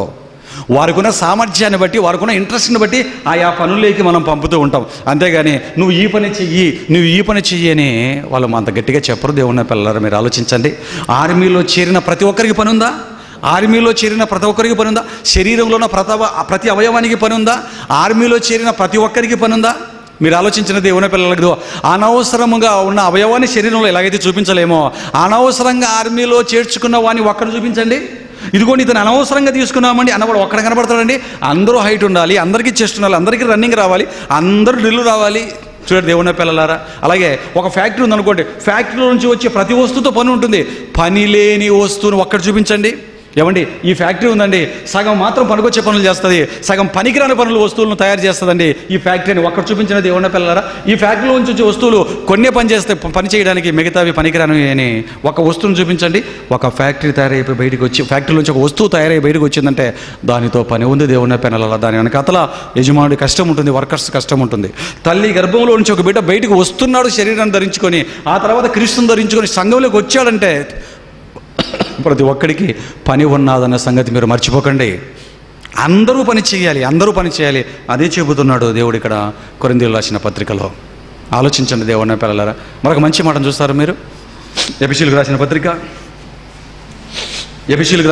4వ అధ్యాయం 15వ వచనం చూడండి. ఎఫెసీ పత్రిక 4వ అధ్యాయం 15వ వచనం చూడండి దేవుని పిల్లలారా. చాప్టర్ 4 వర్స్ 15 చూడండి. ప్రేమ కలిగి సత్యము చెప్పుచు క్రీస్తు వలె ఉండుటకు మనమన్ని విషయములలో ఉందుము అన్నాడు. చూడండి, ప్రేమ కలిగి సత్యము చెప్పుచు క్రీస్తు వలె ఉండుటకు మనం అన్ని విషయములలో ఎదగాలి అన్నాడు. చూడండి, ప్రేమ కలిగి సత్యము చెబుతూ క్రీస్తు వలె ఉండుటకు మనం అన్ని విషయాలలో. ఇంతకు క్రీస్తు ఎలాగున్నాడు? అహర్నిశలు దేవుడి పని కోసమే కష్టపడ్డాడు. అంటే ప్రేమ కలిగి సత్యము చెప్పుచు క్రీస్తు వలె నుండుటకు మనమా? ఈ మాటలు బోధకులకు, వాక్యం చెప్పే వ్యక్తులకు మాత్రమే రాస్తున్నాడా? క్రీస్తులోనికి బాప్తిసం పొంది క్రైస్తవుడైన యూదుడికి, ప్రతి గ్రీసు దేశస్తుడికి అందరికీ రాస్తున్నాడు ఈ పత్రిక. అందరికీ రాస్తున్నాడు దేవుని పిల్లలారా. ఇంకా మనం లోతుగా ఆలోచిస్తే ఎఫెసీయులకు చెబుతున్నట్లుగా మనకి ఇక్కడ ఉంది. అప్పట్లో ఎఫెసీయులకి అంటే ఎఫెసీయులు ఎవరిల్లు? అన్యజనుల్లో నుంచి క్రీస్తులోనికి వచ్చినవారు. వారితో మాట్లాడుతూ యూదులలో ఉన్నటువంటి పౌలు గారు, బెన్యామీను గోత్రీకుడుగా, ఇశ్రాయేలీయుడుగా యూద జాతికి సంబంధించిన ఈ పౌలు గారు మాట్లాడుతుందిగో ఏమంటున్నాడు? ప్రేమ కలిగి సత్యము చెప్పుచు క్రీస్తు వలె ఉండుటకు మనము నేను యూదుని, ఇదిగో మీరేమో అన్ని జనుల నుంచి క్రైస్తవులైన వారు, యూదుల్లో నుంచి క్రైస్తవులైన నేను, ఎవరైనా అన్ని జనుల నుంచి క్రైస్తవులు మీరైనా, మనమందరం ఏమి చేయాలి అంటే క్రీస్తు వలె నున్నట్టు అన్ని విషయంలో మనం ఎదగాలి. అంటే అందరము పని చేయాలి. అందరికీ రాస్తున్న పత్రిక. మీరు ఆలోచించండి దేవుని పిల్లలు, అంటే నీవు అన్ని జనుడవైనా యూదుడవైనా క్రీస్తులోకి వచ్చిన తర్వాత నీకేముంది? తల్లి గర్భంలో శరీరం తయారైందంటే తయారైపోయిన ప్రతి అవయవానికి ఏముంది? పని ఉంది. సంఘంలో చేర్చబడి సంఘంలో వాక్యంలో ఎదుగుతున్న ప్రతి ఒక్కరికి ఏముంది? పని ఉంది. ఆర్మీలో చేర్చుకుంటే అందరికీ పని ఉంది. ఫ్యాక్టరీలో తయారవుతున్నటువంటి అన్ని వస్తువులకు పని ఉంది. ఆలోచించండి దేవుని పిల్లలారా, లోకంలో నుంచి క్రీస్తులోకి వచ్చిన నీకు పని ఉంది. అదే దేవుని యొక్క గుణాతిశయములను ప్రచురం చేసేది. క్రీస్తు మరణ సమాధి పునరుత్థాలను రొట్టె ద్రాక్షరసం తీసుకున్నందుకు ప్రపంచానికి ప్రకటించే పని మన స్కంధాల మీద దేవుడు వేసినట్లుగా మనకు కనబడుతుంది. చూడండి దేవుని పిల్లలారా. ఇకపోతే మరొక మాట, తిమోతి గారికి రాసిన 2వ పత్రిక 4వ అధ్యాయం 2వ వచనంలో పౌలు గారు తిమోతి గారికి రాస్తూ ఏమని మాట్లాడుతున్నాడో చూడండి దేవుని పిల్లలారా. తిమోతికి రాసిన 2వ పత్రిక 4వ అధ్యాయం 2వ వచనానికి రాగానే, వాక్యాన్ని ప్రకటించుము, సమయమందును అసమయమందును ప్రయాసపడుము. ఎవరికి చెప్తున్నాడు ఈ పని? ఇంకా మన మనసు పెట్టి 1వ వచనాన్ని కూడా ఆలోచిస్తేమండి, ఈ మాట బైబిల్లో ఉంది కనుక ఏమీ కాకుండా ఈజీగా వాక్యమును ప్రకటించుము, సమయమందును అసమయమందును ప్రయాసపడము అని సింపుల్గా చదువుకొని దాటి మనం ముందుకు వెళ్ళిపోతున్నాం. కానీ ఈ మాట ఏ ఫోర్స్లో చెప్పాడో తెలుసా? ఈ మాట ఎంత ఉద్వేగంతో చెప్పాడో తెలుసా? ఎంత బలంగా చెప్పాడో తెలుసా? ఎంత ఆలోచనతో చెప్పాడో తెలుసా? దేవుని పిల్లలారా, ప్రాణాలన్నీ గుప్పెట పట్టుకొని దేవుడి పనిని చేతిలో పైకెత్తి రాసిన మాట అండి ఈ మాట. 1వ వచనం చూడండి, ఈ మాట చెప్పటానికి మునుపు ఏం చెప్తున్నాడు చూడండి పౌలు గారు. ఈ మాట చెప్పటానికి మునుపు ఎంత బలమైన పదాలను వాడాడో చూడండి. ప్రాణాలను అరచేతిలో పెట్టుకుని చెప్పినంత ఉన్నతంగా చెప్పాడు చూడండి. చదవండి మాట. 1వ వచనం, దేవుని ఎదుటను సజీవులకును మృతులకును తీర్పు తీర్చు క్రీస్తు ఎదుట. ఏ పదాలు వాడుతున్నాడు చూడండి దేవుని పిల్లలు. ఎవరెవరిని మన కళ్ళ ముందు తీసుకుని వస్తున్నాడు చూడండి. ఎవరెవరిని మన కళ్ళ ముందు తీసుకుని వస్తున్నాడు చూడండి. దేవుని ఎదుటను, తండ్రి గురించి మాట్లాడుతున్నాడు. దేవుని ఎదుటను సజీవులకును మృతులకును తీర్పు తీర్చు యేసు క్రీస్తు ఎదుటను. ఆయన ప్రత్యక్షత, 2వ రాక ఆయన ప్రత్యక్షతతోడు ఆయన రాజ్యము, ఎవరు? సంఘం, పరిశుద్ధ సంఘం, క్రీస్తు శరీరం. చూశారండి, ఆనబెడుతున్నాడు చూడండి దేవుని పిల్లలు. ఎంత పరుష పదాలు వాడుతున్నాడు, ఎంత గొప్ప పదాలు, బలమైన పదాలు వాడుతున్నాడు చూడండి. తండ్రి అయిన దేవుడి గురించి మాట్లాడుతున్నాడు, మరి కుమారుడైన యేసు క్రీస్తు గురించి మాట్లాడుతున్నారు. ఆ తండ్రి ఈ కుమారుడు కలిసి అనాది సంకల్పానుసారముగా లోకాలే లేనప్పుడు, పరలోకమే లేనప్పుడు, ఒంటరిగా తండ్రి అయిన దేవుడు ఉన్నప్పుడు ఆయన తీసుకున్న నిత్య నిర్ణయం చొప్పున ఆయన కుమారుని కని, కుమారునితో తన మనసులోని మాటలను పంచుకొని, తండ్రి కొడుకులు ఇద్దరు కూడా కోటాను సంవత్సరాల క్రితం లోకం లేనప్పుడు, ఏమీ లేనప్పుడు ఆలోచించుకున్న అనాది సంకల్పాన్ని అంతా రంగరించి తయారు కాబడినటువంటి దేవుని రాజ్యం, దేవుని సంఘమని చెప్పుకుంటున్నావే, దాన్ని కూడా కళ్ళ ముందుకు తీసుకొని వచ్చి దేవుని రాజ్యముతోడు నేను ఆనబెట్టి చెప్పుతున్నది ఏమనగా, ఆ తర్వాత అన్నాడు, వాక్యమును ప్రకటించుము, సమయమందును అసమయమందును ప్రయాసపడుము, సంపూర్ణమైన దీర్ఘశాంతముతో ఉపదేశించు, ఖండించుము, గద్దించుము. ఎవడైనా ఈ వాక్యానికి ఎదురు పడితే దేవుడి పని అందరిది అని దేవుడు చెబుతున్నాడు. దేవుడు పని అందరిది అని క్రీస్తు చెబుతున్నాడు. దేవుడు పని అందరిదని మేము చెబుతున్నాం. అందరిది అని మేము చెప్పి పాత నిబంధనలో కొందరిదే నాయన, కొత్త నిబంధనలోకి వచ్చిన తర్వాత అందరిది అని మేము ఇంతమందిని చెబుతుంటే, మరలా దేవుడు పని కొందరిదేనని ఎవడైనా ఆ షిప్పు ఈ షిప్పు, ఆ ఫెలోషిప్ ఈ ఫెలోషిప్, ఆ డెనామినేషన్ ఈ డెనామినేషన్ వచ్చి ఎవడైనా నోరు పారేసుకుంటే, ఏ శతాబ్దంలో పుట్టి ఎవడు ఎక్కడ మాట్లాడినా వాడి నోరు మూయించు, గద్దించు, ఖండించు అంటున్నాడు చూడండి దేవుని పిల్లలారా. ఏమంటున్నాడు? సంపూర్ణమైన దీర్ఘశాంతంతో వాక్యాన్ని ఉపదేశించు, మొదట ఉపదేశించు, చెప్పు. ఆ తర్వాత ఒకవేళ నువ్వు చెప్పినా వినకుండా మా ఫెలోషిప్, ఇదే ఫెలోషిప్, అది ఇది మాట్లాడాడో, వాడి నాయకుడి గురించో లేకపోతే మరొకరి గురించి ఎవడైనా మాట్లాడితే వాడు ఏం చేయమంటున్నాడు? ఖండించుము. ఇంకా మాట్లాడకుండా పెట్టలేకపోతే గద్దించు. ఇంకా ఓవర్ యాక్షన్ చేస్తే బుద్ధి చెప్పు. ఎక్కడ చెప్పాలి ప్రభా బుద్ధి? వెబ్సైట్లో చెప్పు, అందరూ చూస్తారు. అదే మనకు ఆయుధంగా ఇచ్చాడు. చెప్పు వెబ్సైట్లో. దయ్యంగాడేమో వెబ్సైట్ని మరొక నాశనాన్ని, మనుషులను నాశనం చేయడానికి వాడుతున్నాడు. నువ్వు సత్యాన్ని స్థాపించడానికి చెప్పు, సంఘాన్ని దిద్దడానికి చెప్పు. అవునన్నా కాదన్నా అనుకో, ఒక ఆయుధంలాగా ఇచ్చాడండి యూట్యూబ్ని, వెబ్సైట్ని ఒక ఆయుధంలాగా ఇచ్చామంటున్నాడు. ఖండించుము, గద్దించుము, బుద్ధి చెప్పు. వినకపోతే బుద్ధి చెప్పుము. ఎందుకనగా జనులకు హితబోధలు సహించరు జనులు హితబోధను సహింపక దొరద చెవులు గలవారై తమ స్వకీయ దురాచల చొప్పున తనకు అనుకూలమైన బోధకులను వారికి కూడా ఇదే కావాలి. జనులకు కూడా ఏం కావాలి? తెల్లని వస్త్రాలు వేసుకోవాలి, జేబుకు బిల్ల పెట్టాలి, మంచి బిల్డప్గా ఉండాలి, ఆదివారం చర్చికి వెళ్ళాలి, చర్చి అయిపోయిన తర్వాత ఇంటికి వెళ్ళాలి, ఆ చర్చిలో ఉన్న 2 గంటలు దేవుడా మాకేమి ఇచ్చావు, ఇంకేమి ఇస్తామని అడగాలి. ఇచ్చినవి చాలకున్నట్లుగా, ఇచ్చినవేమో తక్కువైనట్లుగా, ఇచ్చినవేమో కొదవైనట్లుగా ఉన్న వాటి గురించి విడిచిపెట్టి ఇంకా ఏమి ఇస్తావు అని అడుక్కుంటాడు. ఇంటికి వెళ్ళి ఎదురు చూసుకుంటారు. ఇదే జనులకు కావాలి. ఈ బోధ చేసేవాడే వారికి అవసరం. ఏమవసరం? మీకేమి పని లేదు, పని మేము చేసుకుంటాం, పని మేము చేస్తాం. మరి మీ పని ఏంటి? రండి, కూర్చోండి, 2 గంటలు ప్రార్థన చేయండి ఆరాధన పేరుతో, మీ దశంభాగాలు డైలీ దాంట్లో డబ్బాలో వేసేయండి, తర్వాత మీరు ఇంటికి వెళ్ళిపోయి మేము చూసుకుంటాం అంతా. ఇదే కావాలి జనులకి.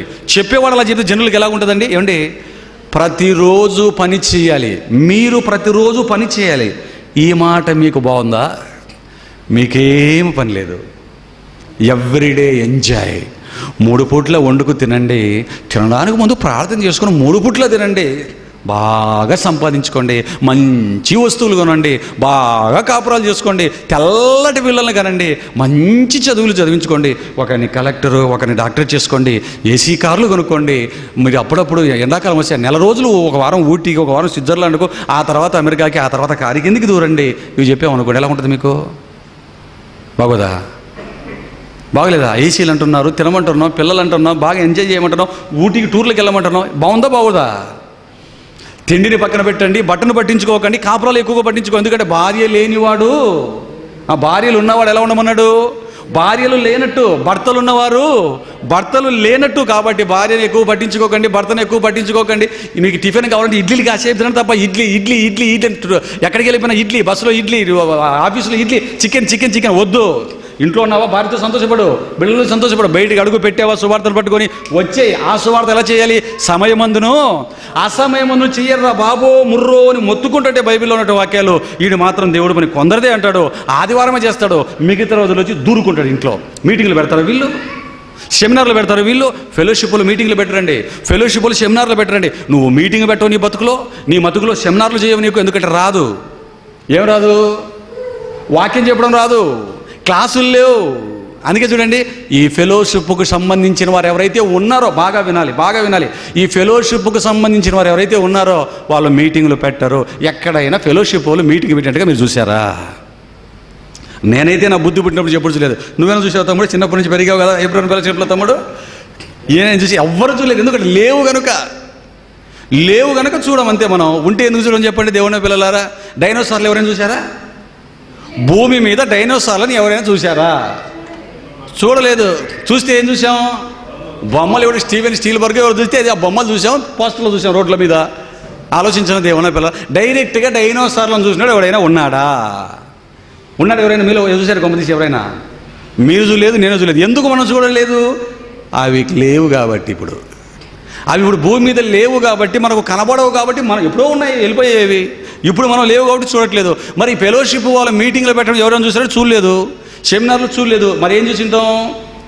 ఆ సంఘంలో ఉన్న వాళ్ళకే వాళ్ళు వాక్యం చెప్పుకుంటారు, ఆ సంఘస్థులు వాళ్ళకే చెప్పుకుంటారు. మరి బయటోడు? ఆలోచించిన దేవుని పిల్లలారా, ఇదేదో కోపంతో చెప్తున్న మాటలు కాదు, బుద్ధి రావటానికి, వారికి బుద్ధి కలగటానికి చెబుతున్న మాటలు. ఇప్పటికే కోట్ల మందిని అగ్నిగుండం పాలు చేశారు వాళ్ళు. పని లేకుండా చేసి, పని కొందరిదే అని చెప్పి, ఆ సేవకుడు అనే వాడిదే పని అని చెప్పి, మిగతా వాళ్ళందరినీ కేవలం విశ్వాసాలుగా ఉంచి వెళుతున్న డాక్టర్లకు బుద్ధి లేదండి. ఫెలోషిప్లకు వెళ్తుంటారు, డాక్టర్లు వెళ్తుంటారు, ఆఫీసర్లు వెళ్తుంటారు, చదువుకున్నాడు వెళ్తుంటాడు, చదువుకున్న వాడు వెళ్తుంటాడు. ఐపీఎస్ చదువుకున్నావు, డాక్టర్లు చదివి ఆఫీసర్లు కూడా బుద్ధి ఉందా నీకు? అడుగుతున్నాను. వాళ్ళు ఆ ఫెలోషిప్కి వెళుతున్న చదువుకున్న వ్యక్తులను అడుగుతున్నాను, బుద్ధి ఉందా? మీరు చేసిన బుద్ధి తక్కువ పని వల్ల ఒకతను కోడూరులో ఏం చేశారో తెలుసా అండి? పంచాయతీ ఆఫీసులో ఉద్యోగం వస్తే వెంకటేశ్వర బొమ్మ పెడితే ఆ బొమ్మ ఊరికి అలా చూస్తూ ఉండి అందరూ భోజనానికి వెళ్ళిపోగానే ఆ బొమ్మ తెచ్చి కిందేసి కళ్ళతో కసకస తొక్కేసి దాన్ని పగలగొట్టేసి కళ్ళతో ఆ కిటికీలోంచి ఇసిరేసి, అమ్మయ్య ఇప్పుడు నా ప్రాణం నెమ్మదిగా ఉంది అని అప్పుడు ఇంటికి వెళ్ళిపోయాడు వీడు. మనోడు ఫెలోషిప్ వాడే, 30 ఏళ్ళ సర్వీస్ ఉంది అందులో. నిజంగా వాళ్ళకినా చూసింటే మనవాడు ఎలాగైతే ఆ బొమ్మను తొక్కాడో పీకి మీద కాలేసి కస కస కస కస తొక్కేద్దరు. వాడు అదృష్టం బాగుండే కోడూరు రైల్వే కోడూరులో ఉన్నాడండి. రైల్వే కోడూరులో ఉన్నాడు. దేవుని పిల్లలారా, ఫెలోషిప్ 30 ఏళ్ళు సర్వీస్ అంటాడు. నాది 30 ఏళ్ళ నా సంగతి ఏంటో. 30 ఏళ్ళ సర్వీసులో మనోడికి వచ్చిందేంటి? తొక్కేయటం. హిందూ దేవతలను దయ్యాలు అనటం, హిందూకు సంబంధించిన దేవతలు సైతాన్లు అనటం. బుద్ధుందా అండి మన వాళ్ళకి?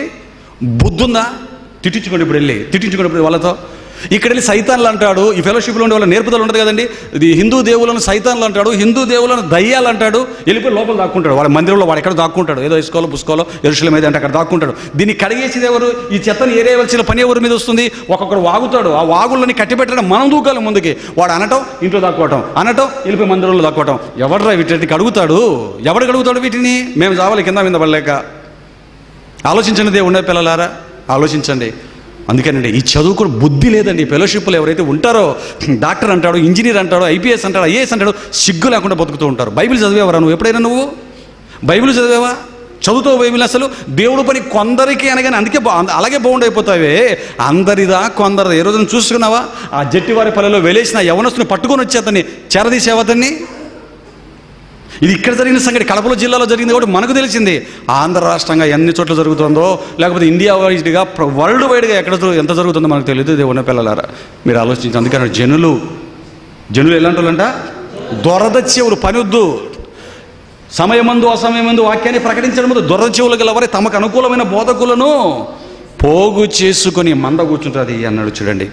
కాబట్టి దేవుని పిల్లలారా, దేవుడి పని అందరిది, ఏ ఒక్కరిదో కాదు. చెయ్యాలి. వాక్యం బాగా నేర్చుకుంటావా? నేర్చుకుంటున్న వాక్యం నేర్చుకో. ఎవరైనా బోధకులు కావచ్చా? ఎవరైనా బోధకులు కావచ్చా? బాగా వాక్యాన్ని నేర్చుకుంటే ఎవరైనా కావచ్చు. అసలు సంఘములోనికి విశ్వాసులుగా వచ్చిన వారు ఏమవ్వాలి? మీకు బాగా అర్థం అవ్వాలంటే స్కూల్లో ఎల్కేజీలు వేస్తాం. స్కూల్లో ఎల్కేజీలు వేసిన వీడు 1వ క్లాసు, 2వ క్లాసు, 3వ క్లాసు ఇలా ఎల్కేజీలో వేసిన వీడు పెద్ద అయితే టీచర్ కావచ్చా? లెక్చరర్ అవ్వచ్చా? ప్రొఫెసర్ అవ్వచ్చా? వైస్ ఛాన్సలర్ అవ్వచ్చా? ప్రపంచానికే మంచి సబ్జెక్ట్ చెప్పే బోధకుడు కావచ్చు? అవ్వచ్చు. ఎందుకు కాకూడదు?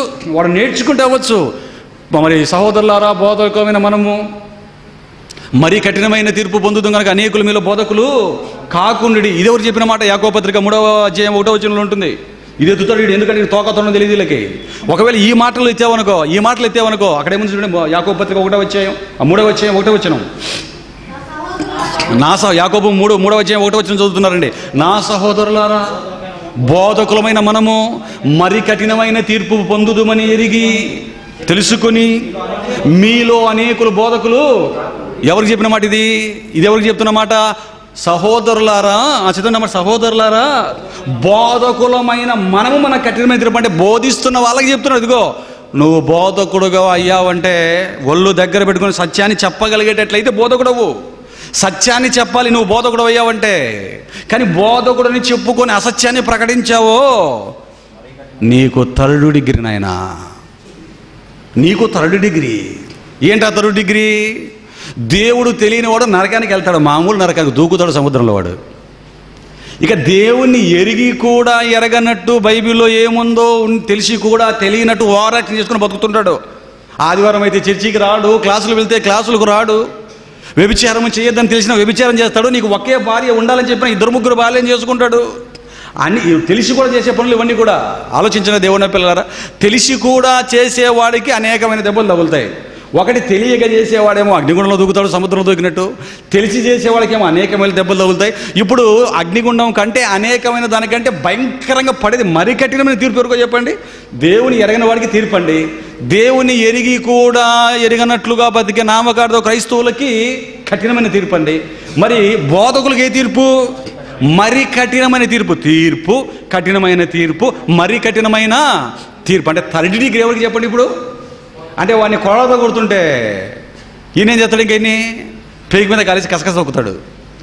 ఇక బోధకుడిని, అబద్ధం చెప్పే బోధకుని పేకి మీద కాలేసి ఈట తీసుకుని పొట్టలో పొడుచుకుంటూ చంపుతాడు ఈయన్ని. ఆలోచించిన దేవుని పిల్లలారా మీరు, మరి కఠినమైన తీర్పు. బోధకుడుగా ఉంటూ రాకపోయిన బోధకు అవతారం ఎత్తేవాడికి, నేర్చుకోకుండా వాక్యము చెప్పేవాడికి, ఇంకా బాగా చెప్తాను, సేవకుడని చెప్పి పిలుపు ఉందని చెప్పి క్లాసులు లేకుండా, క్లాసులే ఉండవు ఫెలోషిప్లకు, ముఖ్యంగా క్లాసులు ఉండవు, బోధకు నేర్పుదలు ఉండదు. ఒక సీనియర్ సేవకుడి దగ్గర పంపించి వాడి దగ్గర లెటిన్లు బాత్రూమ్లు కలిగించేది నేర్పించి సంఘానికి సేవకుడిగా వేసి వాక్యం తెలియకుండా, లోకాలు ఎన్నో తెలియదు, అసలు బైబిల్ ఏముందో తెలియకుండా సంఘ క్రమాన్ని మాత్రమే నేర్చుకుని సేవకుడిగా నిలబడే వాడికి మరి కఠినమైన తీర్పు. బోధ అందరూ, వాక్యం అనేది అందరూ చెప్పాలిరా. దేవుడి పని అందరూ చేయాలని బైబిల్ చెబుతుంటే కాదు కొందరే. వాక్యం నేర్చుకోలేదు వీడు, రాదు వీడికి వాక్యం. మరీ కఠినమైన తీర్పు ఇది. మరి సంఘంలోకి వచ్చిన విశ్వాసులు ఏం కావాలి? సంఘంలోకి వచ్చిన విశ్వాసులు ఏం కావాలంటే బోధకులై సరిగా చెప్పకపోతే ఆ తీర్పు ఉంది. మరి విశ్వాసులుగా సంఘంలోకి వచ్చిన మనం ఏం కావాలి? హెబ్రీయులకు రాసిన పత్రిక 5వ అధ్యాయం 12వ వచనం చూడండి దేవుని పిల్లలారా. ఒక్క సెకండ్ అన్న. హెబ్రీయులకు రాసిన పత్రిక 12వ అధ్యాయం 5వ అధ్యాయం, క్షమించండి నాన్న, హెబ్రీయులకు రాసిన పత్రిక 5వ అధ్యాయం 12వ వచనం చదువునన్నా. కాలమును బట్టి చూచితే మీరు బోధకులుగా ఉండవలసిన వారై ఉండగా, కాలమును బట్టి చూచితే మీరు బోధకులుగా ఉండవలసిన వారై ఉండగా. ఎవరిల్లు? ఏంటా కాలం? విశ్వాసుల గురించి మాట్లాడుతున్నాడు. మీరు సంఘంలోకి వచ్చి ఇన్ని సంవత్సరాలు అవుతోంది, కానీ మీరు వచ్చిన కాలం ఎక్కువ అవుతోంది, కానీ మీరేమో ఇంకా విశ్వాసులుగానే ఉన్నారు. అంటే సంఘంలోకి వచ్చినటువంటి విశ్వాసులు ఏమవ్వాలన్నది దేవుని ఆనంద సంకల్పం. విశ్వాసిగా చేరిన నీవు నేర్చుకోవాలి, ఒకనాటికి బోధకుడు అవ్వాలి. ఆలోచించిన దేవునే పిల్లారా. ఎక్కువ మంది బోధకులు కావాలని కోరుకుంటున్నాడు దేవుడు. ఎందుకంటే సత్యాన్ని చెప్పేవారు కావాలి దేవుడికి. ఈరోజు పాటలు పాడేవాడు కాదు, వాడు పాటలు పాడుకుని వెళ్ళిపోతాడు. ప్రార్థనలు చేసేవారు కాదు, వాక్యం చెప్పేవాడు పాట పాడగలుగుతాడు, ప్రార్థన చేయగలుగుతాడు. డ్రైవర్లు కాదు దేవుడికి కావాల్సింది, మెకానికులు కావాలి. మెకానిక్ అటు డ్రైవింగ్ చేస్తాడు, ఇటు బండి పాడైతే బాగు చేసుకుంటాడు. పాట పాడేవాడు, ప్రార్థన చేసేవాడు కాదు దేవుని పిల్లలారా. పాటలు పాడుతూ బోధకుడు అవుతారు, ఎత్తినవాడు కూడా కాదు. ఎందుకంటే పాటలు పాడేవాళ్ళు చాలామంది బోధకులు అవుతారు, ఎత్తారు, వాక్యం తెలియకుండా చెప్తున్నారు. అందుకే అంటున్నాడు, సంఘములోకి విశ్వాసగా వచ్చిన నీవు ఏమవ్వాలంటున్నాడు? నువ్వు బోధకుడుగా అవ్వాలి. కాలాన్ని బట్టి చూస్తే ఇది మెచ్చుకొని మాట్లాడుతున్నమాట, తిడుతూ మాట్లాడుతున్నమాట. తిడుతూ మాట్లాడుతున్నాడు. కాలమును బట్టి చూస్తే సంఘంలోకి విశ్వాసగా చేరిన మీరు ఒక కాలానికి ఏమవ్వాలి? పెరిగేసరికి స్కూల్లో ఎల్కేజీలో వేసిన వాడేమో యూకేజీలోకి రావాలి, నెక్స్ట్ ఇయర్ ఏమో 1కి రావాలి, ఆ తర్వాత సంవత్సరం 2కి రావాలి, ఆ తర్వాత సంవత్సరం 3కి రావాలి, ఆ సంవత్సరం 4, ఒక 5 ఏళ్ళకి 5, ఒక 10 ఏళ్ళకి 10వ క్లాసు, 2 ఏళ్ళకి ఇంటర్, ఆ తర్వాత 3 ఏళ్ళకి డిగ్రీ, ఆ తర్వాత ఏదో ఎంబీబీఎస్ ఇది చేసుకుని దానికి వెళ్ళిపోతాడు వాడు. కాలాన్ని బట్టి చూస్తే ఇదిగో డిగ్రీ అయిపోయిన తర్వాత ఎంఏ చేస్తాడు, బీఈడీ చేస్తాడు, లెక్చరర్ అవుతాడు, ప్రొఫెసర్ అవుతాడు, వైస్ ఛాన్సలర్ అవుతున్నాడు. ఆలోచించండి దేవుని పిల్లలారా. అంటే ఈరోజు లెక్చరర్స్ ప్రొఫెసర్ అంతా ఒకనాడు 1వ క్లాస్ నుంచి వచ్చిన వాళ్ళు వీళ్ళంతా కూడా. మరి సంఘంలో ఏంటి అలాగే ఉంటాడు. అందుకే చెప్తున్నాడు, కాలమును బట్టి చూచితే మీరు బోధకులు అవ్వవలసిన వారై ఉండగా, కాలాన్ని బట్టి విశ్వాసులైన మీరు బోధకులు అవ్వవలసిన వారై ఉండగా, దేవోక్తులలో మొదటి మూల పాఠంలో మరలా మీకు ఒకటి బోధింపవలసి, కాబట్టి మీరు పాలు తాగవలసిన వారే కానీ బలమైన ఆహారం తినగలవారు. మీకు ఒక విషయం చెప్పమంటారా? ఈ పాఠం కూడా బలమైన పాఠం ఏం కాదు, ప్రాథమిక పాఠం. అవునా కదా చెప్పండి. మీరు అనేకమైన పాటలు వింటున్నా, మీకు నేను చెప్తున్న ఈ పాఠం ఎలాగుంది? సింపుల్గా ఉంటుంది. కానీ వాడికి ఎలాగుంటుందో తెలుసా? అమ్మ బాబోయ్ అనుకుంటాడు. ఎందుకు? పాలేవాడికి అన్నం కూడా తినలేడు వాడు. మీరేమనుకుంటారు? సింపుల్గా చెప్తున్నారు బ్రదర్ ఆదివారం అనుకుంటారు. మీకు సింపుల్ ఇది, ఎందుకంటే మిమ్మల్ని ఎడ్యుకేట్ చేశాం కాబట్టి ఫస్ట్ నుంచి హౌ టు రీడ్ బైబిల్ పాఠం దగ్గర నుంచి పెంచుకుంటూ వచ్చాను మిమ్మల్ని. అందుకు మీకు సింపుల్గా ఉంటుంది. దేవుడు పని అందరిదే, కొందరిదే, అందరిది కదా అంటారు. వాడి దగ్గరికి వెళ్ళారనుకోండి, కొందరిదే అంటాడు. ఇంకా బలంగా వాదం కూర్చుంటాడు. ఇక వాడి కొమ్ములు పీకి వాడిని సెటర్ చేసి, వాడి కళ్ళనీళ్ళు దుడిచి, వాడి జుత్తు చింపిడి జుత్తు తీసి, వాడికి మొత్తం జడలు వేసి వాడికి పౌడర్ వేయాలంటే ఇంకా ఇదంతా నేర్చుకోవాలి మనం. ఆలోచించండి దేవుని పిల్లలారా. కాలమును బట్టి చూసితే విశ్వాసులు బోధకులు అవ్వాలి. ఎంతమంది అవ్వాలి? ఎందరైనా పర్వాలేదు, ప్రపంచానికి సత్యంలో నిలబెట్టేవాడు కావాలి. ఆలోచించండి దేవుని పిల్లలారా, మీరు ఆలోచించండి. ఇది బైబిల్ చెబుతున్న బోధ. దేవుడి బోధ ఏంటి? అందరూ పని చెయ్యాలి అన్నది బైబిల్ బోధ, దేవుడి బోధ. కొందరే చెయ్యాలి అన్నది ఎవరి బోధ చెప్పండి ఇప్పుడు? ఒకరిద్దరే మాట్లాడుతున్నారు, మిగతా వాళ్ళు ఏమైనా హట్ అయ్యారా? లేకపోతే మిగతా వాళ్ళు ఏమైనా అయ్యో ఇంత మాట అన్నాడే, దర్శన సంఘం అనుకుంటున్నారా? దర్శనం కాదు, గాడిద గుడ్డు కాదు, అది అబద్ధం. అబద్ధం. దర్శనం కాదు. దర్శనంలో బైబిల్కి వ్యతిరేకంగా దేవుడు చెప్పుకుంటాడా? ఎక్కడ సారు 2 పుస్తకాలు ముద్రించి ఇక్కడికి వచ్చి 2:4, 2:21, 2:72 చెప్తున్నాడు అనుకో. ఇదేంటయ్యా బుక్కులోనేమో ఇలాగుంది, నువ్వేమో ఇది చెప్తున్నావు, ఇంతకు నువ్వు కరెక్టా ఇది కరెక్టా? ఆయన నోట నుండి బయలు వెళ్ళిన మాటలను ఆయన మార్చడు. ఆయన నోట నుండి వెళ్ళిన మాటను ఆయన మార్చడు అంటుంది బైబిల్. ఆలోచించండి దేవుడినే పిల్లలారా. కాబట్టి దేవుడి పని అందరిది అనేది దేవుడి బోధ, బైబిల్ బోధ. కొందరిది మాత్రమే ఇంకా నాకే అంటే అది దయ్యపు బోధ. కాబట్టి దేవుడి పని అందరిదా కొందరిదా? కళ్ళు మూసుకుని మరి ప్రార్థన చేసుకున్నాం. మహోపకారమైన కన్న తండ్రి, మహాజ్ఞానంతో కూడిన మాటలను, ఒక మంచి సంగతిని నైనా మహాసముద్రమైన బైబిల్ నుంచి ఒక స్పూన్తో నీళ్లు తీసుకున్నట్లుగా చిన్న సంగతిని మేము తీసుకునే సంగతినైనా అర్థం చేసుకునే శక్తి ప్రపంచంలో ఉన్న క్రైస్తవ సమాజానికి, ముఖ్యంగా ఫెలోషిప్లుగా చెప్పుకుంటున్న వారి కళ్ళు తెరిపించేదిగా ఉండినట్లు కృప చూపించగలరని ప్రార్థిస్తూ యేసుక్రీస్తు వారి పేర ఈ ప్రార్థన సమర్పిస్తున్నాం తండ్రి. ఆమేన్.